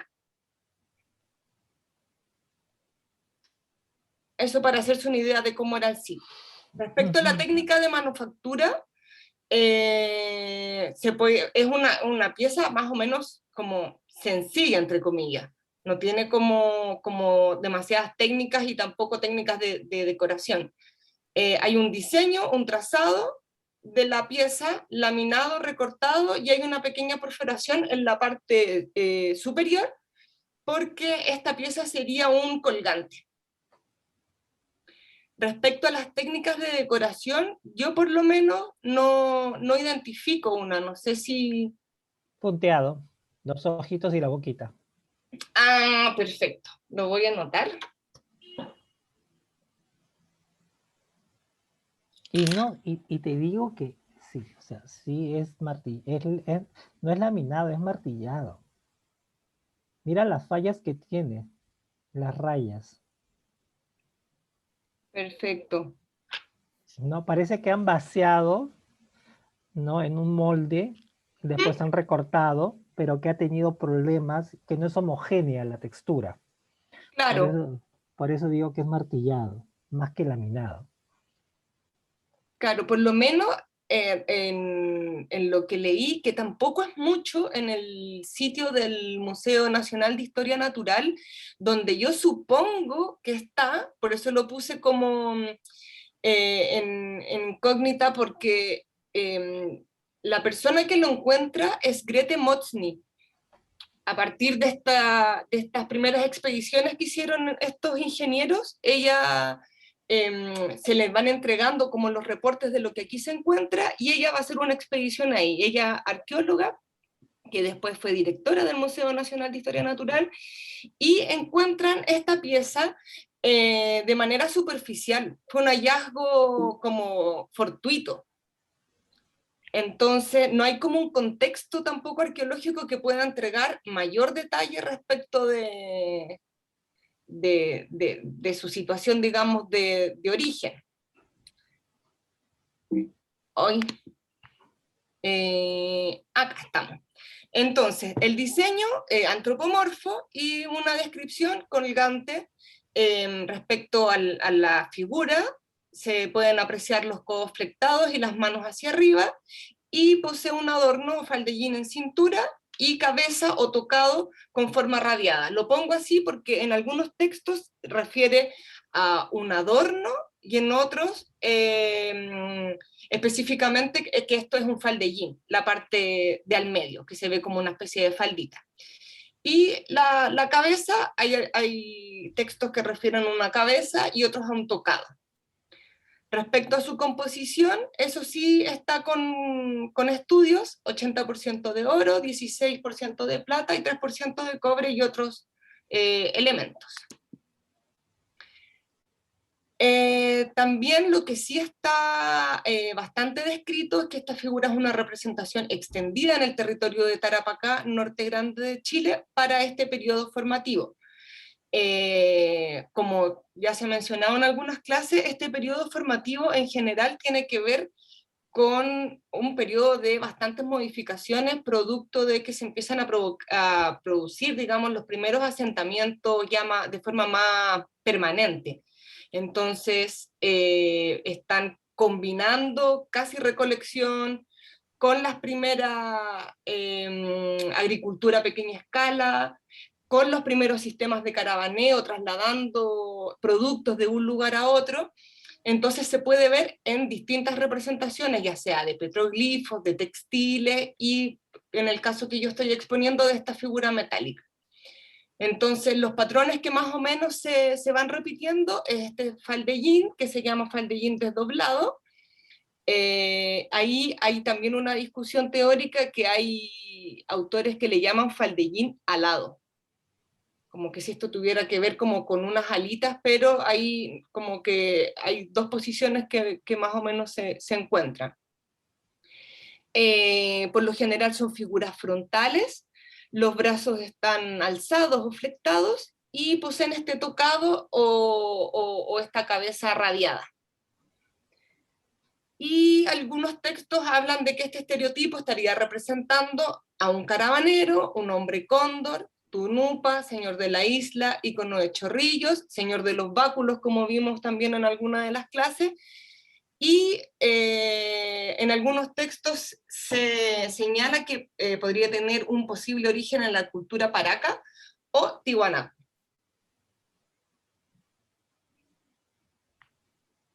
Y bueno, esta es una réplica que mandó a hacer mi papá para mi mamá, y aquí, bueno, aparte tenemos estas incrustaciones de turquesa. Y yo esta figura la tengo en la memoria de muy chica, porque aparte hay un texto que se llama Prehistoria de Chile, que es de esta arqueóloga Grete Motzny, y que tiene esta iconografía en la portada. Es como un libro como referencia de arqueología chilena. Aquí les dejo las fuentes, y aparte hice la patudez de agregar como un bonus, porque preparando esta presentación el fin de semana, di con una tesis de arqueología de la Universidad de Chile, donde se habla de algunos metales, entre ellos de estas figuritas que yo te preguntaba en una de las clases pasadas, que yo lo encuentro maravilloso. Tengo una relación con los cerros muy, muy importante para mí, y bueno, todo este tema de las capacochas a mí me fascina. Para comentarle brevemente a las compañeras, las capacochas eran ceremonias, rituales que tienen una múltiple, ¿cómo decirlo? Múltiples objetivos. No es solamente un tema como ritual ceremonial, sino que también tiene aspectos políticos, económicos del Inca en todo su territorio. Entonces se han encontrado muchas capacochas, principalmente en santuarios de altura, pero también en el caso de Chile se ha encontrado capacocha en un cerro que se llama Cerro Esmeralda en Iquique, pero que ese cerro es bajito, es de 900 metros. Pero esta pieza, esta figurita femenina, más este camélido, acompañaban al niño del Cerro El Plomo, que fue una capacocha que se encontró aquí en el Cerro El Plomo, aquí en el Valle Central, en el Valle del Mapocho. Y estas piezas acompañaban al niño, y yo cuando la vi, siempre pensé a priori, y con el ojo que claramente no lo tengo muy bien entrenado, siempre pensé que era vaciado. Y encontré la tesis como que de intrusa y un poco ansiosa, me puse a leer qué era lo que describía esta chica, y es una figura laminada. Y yo fue así como, no, la tengo que agregar, la tengo que agregar. ¿Cómo no hablar de ella? Aparte que son maravillosas y son muy, muy pequeñitas. Entonces hay un trabajo, si ustedes se fijan aquí en la parte posterior, este es un detalle de una trenza que lleva la figura femenina, y bueno, ella va acompañada de todo este atuendo. Lleva abajo un axo, lleva sus tupus, lleva esta yigya, lleva este tocado maravilloso con plumas que evidentemente no eran del territorio. Y en este caso, la figura estaría laminada, recortada, repujada para hacer todo el detalle, digamos, del rostro, de las manos. Yo me preguntaba si había cincelado acá, Luis. Sí hay. ¿Sí? Sí hay. Mira, lo estás viendo en la parte del detalle que estás mostrando de las trenzas. Ahí tienes el cincelado. Ya, perfecto. Ah, claro, claro, claro. Ese detalle, y tiene un satinado que yo aquí quizás no se alcanza a ver porque no pude sacar las fotos de la tesis, pero aquí en la parte del pubis de la figura está satinado, como probablemente tratando de quizás representar los vellos púbicos. Y está soldada por la parte posterior. También hay un detalle que se ve como no, por decirlo así muy coloquialmente, como una costura atrás, que no sabría describir de la clasificación que tú le señalabas a Alejandra, pero no podía dejar de mencionarla, así que me excedí. No, Pero está bien, está bien. Lo que tienes ahí es embutido. También, aparte del repujado, es el embutido. La nariz, por la ejemplo, te das nariz, cuenta, sobresale más, ¿no? ya.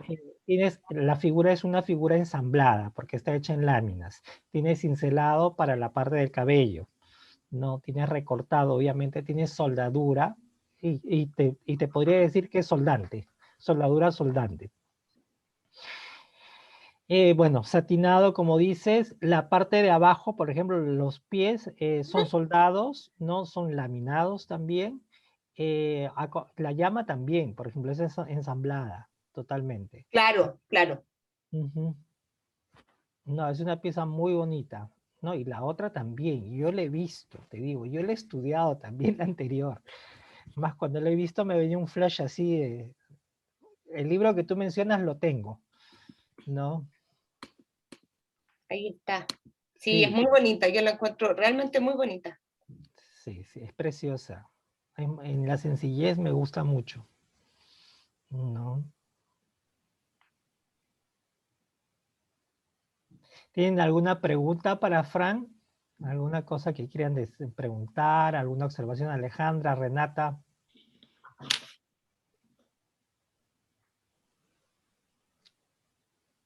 No, una No, me pregunta. parece que todas las dos presentaciones han sido súper lindas y se nota de que las piezas, o sea, que le tienen mucho cariño a las piezas que han presentado. Así es, así es. Eso sí, se nota, porque aparte ahí no solamente es una herencia ancestral de nuestros antepasados, sino también en el caso de Frank tiene un valor agregado que representa a su familia, como ella lo dice, y eso hay que rescatar, ¿no? Entonces vamos viendo también cómo el objeto, además de las técnicas de manufactura, las técnicas de decoración, el mineral se está transformando de una materia prima, de un estado profano, a una pieza sagrada, como ya parte de nuestra vida. Y eso es lo bonito, ¿no? Porque ya pertenece a nuestra identidad. Te agradezco mucho, Fran. Felicidades, muchas gracias por tu presentación. Revisa lo que te mandé sobre las capacochas y las figuras. Joan Pisbury también habla sobre ellas. No sé si quieres alguna información más. Encantado de poder servirte. Renata, ¿cómo vamos? Sí, bueno, yo también puedo Por favor. presentar algo. No es tan detallado como mis colegas, pero en realidad la clase ha sido para mí linda, pero también un reto porque ahorita acá son casi las 4 de la mañana. Entonces, confieso que una vez entré a la clase y después me quedé dormida porque ya no podía más, pero, Estás pero, cansada. pero todas las clases la he luchado para estar despierta y porque es súper interesante y me gusta mucho. Y bueno, más bien estoy también contenta de que hay videos grabados para cualquier cosa que uno quiera revisar. Más bien le quería preguntar, ¿cuánto tiempo van a estar en línea? O sea, ¿cuánto tiempo más lo vamos a Yo lo poder? que tengo entendido son 3 meses, ¿no? Ah, Pero ok, lo puedes bajar, si no, y si necesitan mejor. alguna, y como vuelvo a decir, si necesitan alguna información adicional, cualquier cosa, yo les puedo con gusto darles la información, ¿no? Cualquier cosa que esté a mi alcance. Ya, perfecto. Entonces, voy a comenzar un ratito.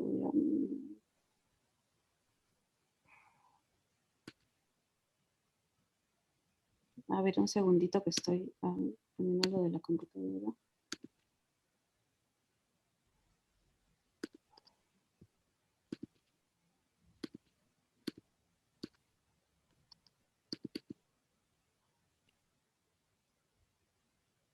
He hecho dos piezas porque no estaba muy segura de cuál elegir y hay una que me gustaba, bueno, que me gustaba mucho y la otra igual, pero voy a poner las dos, me parece. No estaba muy segura si una ya la habían presentado, pero la puse de todas maneras.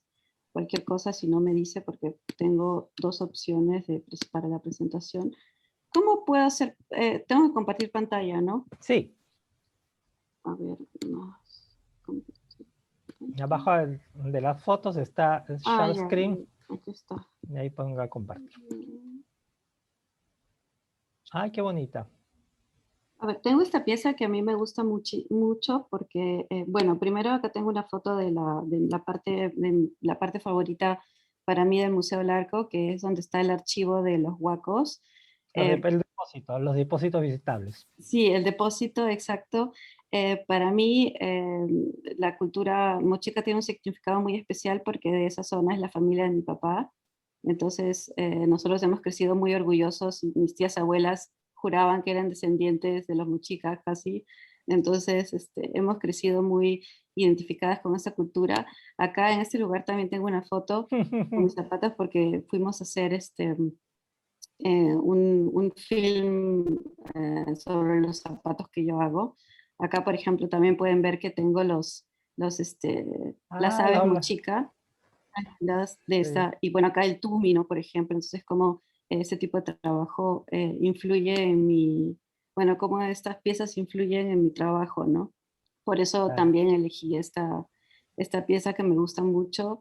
En cuanto a detalles, tengo que, bueno, el collar de plata con pájaros, ahora voy a hablar más de los pájaros también. Eh, Tengo lo de las medidas, no está muy segura, estuve buscando, había diferente información. Em, bueno, de la cultura chimú, yo pensaba que era de la cultura mochica, pero es de la cultura chimú. En realidad, no sé, siempre me confundo entre saber si es mochica o chimú, porque una vino después de la otra, pero en este caso Blake era chimú. Los detalles, las cuentas de forma trapezoidal, en forma de aves marinas, lo que según dicen son pelícanos, porque parece que los mochicas ya representaban mucho a los pelícanos y los chimúes siguieron con el tema. Y lo que me pareció interesante fue que dijeron que eran animales liminales, porque para estas culturas las aves conectaban, perdón, que me equivoqué, los espacios distintos como la tierra y el mar, o la playa y el mar. Em, No tanto, discúlpame, no tanto con la playa, con el mar, sino que ajá. date cuenta de que el mar es la capa, es la Pachamama. Entonces, las aves son ese medio por lo cual uno transita del mundo de los vivos al mundo de los muertos. Al zambullirse, son los Ah, comunicadores. Entonces, es interesante porque son dos mundos, ujú. ¿no? Y Sí, además vuelan. Entonces, tienen también con el mundo de arriba. Entonces, son los entonces como están en las... los tres, están en casi los Exactamente, tres mundos. exactamente. No, las aves, por lo menos chimú, son mucho más naturalistas que los moche y que los lambayeques. Ah, ok, tal vez ahí la próxima vez la pueda reconocer. Ujú. Solo tengo esta foto del collar, pero me pareció hermoso. Lo que sí no podía entender muy bien era si por aquí, por esta parte, pasaba como una pita o algo y se podía anudar atrás, o si es que esto está tal vez con anillos en la parte de atrás y es como un poco móvil, o hay anillos aquí y hay anillos acá que une cada bloque.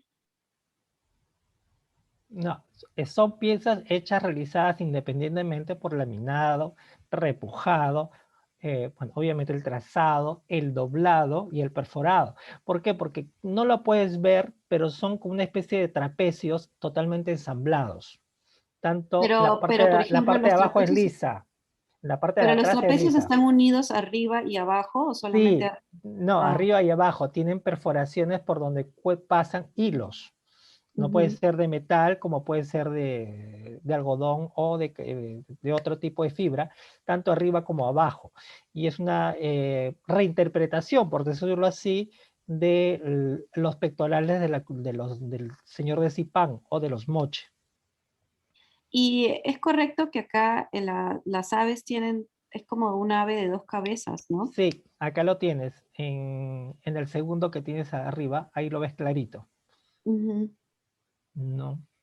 Increíble, me parece lindo. Bueno, entonces usted ya nombró 20 técnicas, yo puse solamente, perdón, sí, esta era de la... Incrustada de piedras no tiene esta. Sí, no, no, esta es, perdón, esta es de la otra que voy a presentar. Ok. Esta.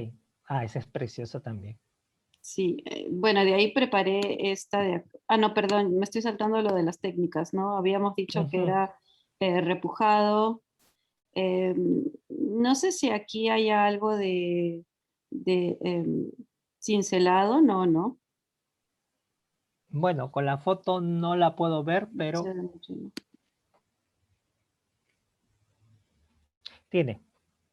tiene el pico.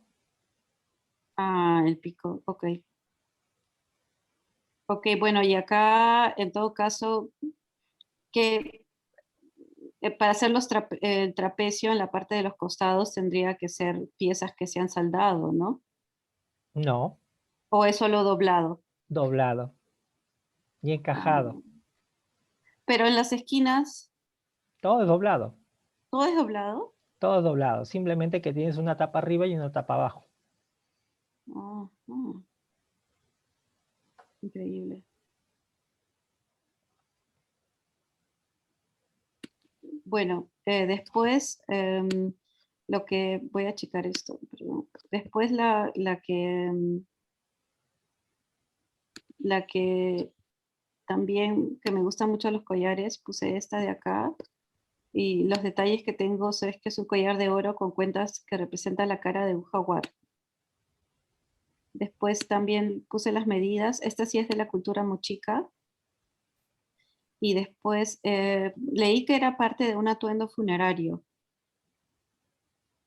Y bueno, se trata también de personajes humanos divinos bueno, que fueron representados por esas culturas y que lo que sí no pude explicar bien o no pude averiguar bien, decían que la parte de arriba era cuentas, pero no sabía si eran cuentas de oro, de acuerdo con la foto, o si eran cuentas de otro, pienso que es de oro, pero también en esa zona se usaron muchas como diferentes tipos, como chaquiras, ¿no? Pero Ujú. no sé si estas parecen chaquiras, pero no sé si lo sean. Bueno, en realidad ese tipo de cuentas se le llaman chaquira, ya sea Ujú. de metal o de concha. Ah, también de metal se llama Shakira. Ah, ok. Sí, Y bueno, acá pienso que en la parte de los ojos es donde están las incrustaciones de piedras. sí. Después cincelado, repujado, Ujú. eh, mm, para crear eh, la forma redonda cóncava, no, convexa. Es, se ha usado, eso no se, pues, eso no se llama embutido, sino es como una botonera, ¿no? Donde con un cincel le das la forma redonda, ¿no? No, es embutido. ¿Embutido? Claro, porque tienes, aunque puedas tener una matriz, has utilizado la matriz como un martillo, ¡pah! Para darle Ah, ok, el embutido una no era profundidad. solamente cuando uso la matriz de madera, sino cuando uso también la otra. Claro. Ujú. Ok, y creo que sí, sí, bueno, quería seguir con esta pieza, pero ya no me dio. Ah, es un búho bonito. Es hermoso, de la cultura mochica. Claro, la pieza que tú me has mostrado es parte de, me parece que es parte de la primera tumba del señor de Zipán que fue huaqueada, porque las mismas piezas de estos rostros lo tenemos en el Museo de Tumbas Reales de Zipán, ¿no? Qué lindo. ¿Pero usted está en dónde? ¿En Chiclayo o en Lima? No, yo estoy en Lima, Ajá, ¿no? Entonces, sí, y que le han puesto, o sea, que han hecho, han utilizado las cuentas grandes para poder hacer el collar y le han aumentado chaquiras para darle justamente la parte de arriba, ¿no? Y además, si te das cuenta, en la última que me muestras tienes un gacho moderno, como para poder usar. Había ujú. una época que los collares, las joyas prehispánicas, se utilizaba en atuendos modernos, ¿no?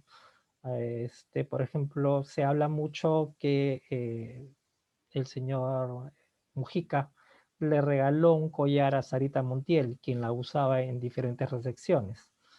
¿no? Ah, Entonces es como una especie de reutilizar lo pasado, ¿no? El pasado.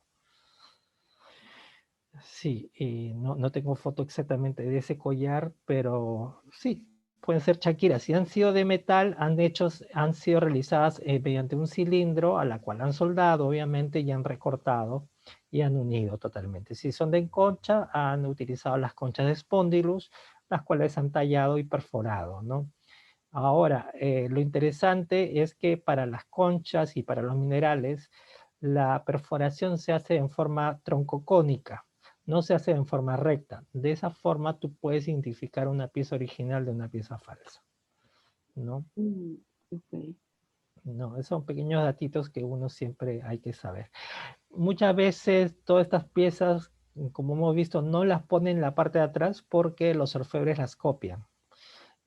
Así se ha, por ejemplo, descubierto rápidamente muchos tumis que tienen la parte de atrás totalmente con una decoración que no concuerda con la original.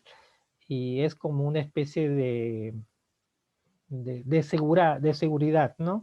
Para el patrimonio cultural, ¿no? Igual que, por ejemplo, los cuadros del Louvre, de cualquier museo reconocido, tienen foto de los bordes de los lienzos, pero que están bien escondidos, porque si tú tienes eso, es como que ya tendrías que haber tenido la pieza en la mano para poder haber hecho la falsificación, Ujú. ¿no? Entonces es lo mismo con las piezas especialmente de metales, ¿no? Por ejemplo, la pieza más conocida es el Tumi. El Tumi todo el mundo lo conoce la parte frontal, pero la parte de atrás muy pocos son los que lo conocen, ¿no? Y en la parte de atrás, aparte del repujado, tiene muchas veces colgantes, lentejuelas, y entonces algunos hasta afirman algunos dijeron de que eran para astronautas, ¿no? Entonces, yo esa teoría de los extraterrestres, no es que no creo que haya vida en otros lugares, yo creo que sí, pero no creo que estas piezas hayan sido hechas por ellos, porque estaríamos discriminando o manifestando una inseguridad de que el hombre no lo pudo hacer, cuando tranquilamente sí pudo haber hecho todas estas piezas, ¿no? Y con la tecnología que ellos tenían, Sí, ¿no? súper interesante. Así es. Bueno, chicos, entonces yo creo que con esto terminamos. Me gustó la presentación. Este collar chimú me encanta. Es muy bonito.